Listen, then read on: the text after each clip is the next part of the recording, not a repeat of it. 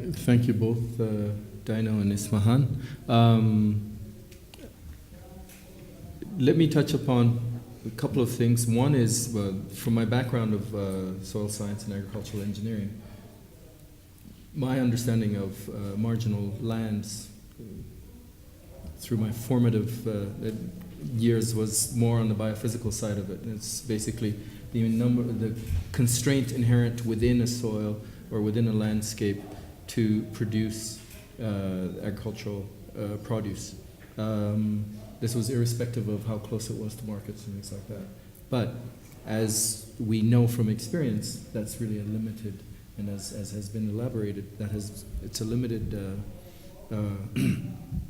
view. It's just basically looking at the production potential, and there is inherent merit to that. And you can bring different either technologies or inputs or assets to it to make it productive. Let me add one dimension that food and food security brings to this that is not there for other, say, commodities, if you will. And that's the issue of sovereignty.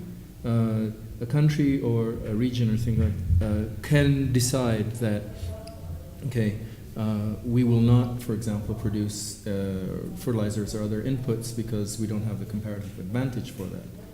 But most countries want to produce their own food, regardless of that. So I think that brings a dimension to marginality that we have to take into consideration. If you look at, for example, production in Israel, a lot of it was in fairly hostile environments, but yet they have developed technologies that are quite advanced to be able to deal with it. So that's probably a dimension to bring into it. Another is the dynamics of this. Marginal lands are not static. There is, particularly in terms of how we use land, there's a lot of land that is productive that becomes marginal because we don't use it appropriately or we misuse it.